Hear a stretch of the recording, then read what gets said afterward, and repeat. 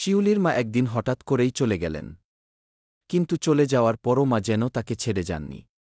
শিউলি প্রতি রাতে বোধ করত তার মায়ের স্পর্শ যেন তাকে আগলে রেখেছেন। ছোটবেলা থেকেই শিউলি জানত তার মা তার জন্য সব কিছু, এমনকি মৃত্যুর পরেও। একদিন গভীর রাতে শিউলি শুনতে পেল কিচিরমিচির আওয়াজ। সে জানলার দিকে তাকিয়ে দেখল এক ছায়ামূর্তি। প্রথমে ভয় পেলেও সে বুঝল এ তার মা, ঠিক যেন আগের মতোই। মা তখন বললেন, আমি তো আছি মা, চিন্তা করিস না। শিউলি অবাক হয়ে জিজ্ঞেস করল, মা, তুমি তো চলে গিয়েছ? মা হেসে বললেন, হ্যাঁ মা, আমি চলে গেছি ঠিকই, কিন্তু আমি তোকে কখনোই ছেড়ে যাইনি গিয়ে। তারপর থেকে শিউলির ঘরে যেন প্রতিদিন রহস্যময় কিছু ঘটে। কেউ অদৃশ্য হাত দিয়ে মাথায় হাত বুলিয়ে দেয়, কেউ যেন শিউলির জন্য স্নেহ নিয়ে আসে প্রতিটি রাতে।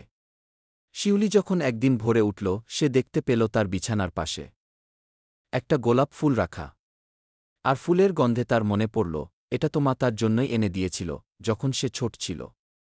শিউলি চোখ মুছতে মুছতে বুঝল, মা সত্যিই তাকে ভোলেননি, মা এখনও সাথেই আছেন সবসময়।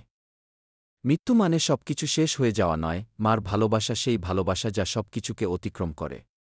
মৃত্যুর পরেও সেই ভালোবাসা স্নেহে মিশে থাকে, ঠিক ভুতুরে হলেও সেটা হয় এক অন্যরকম রূপকথার গল্প।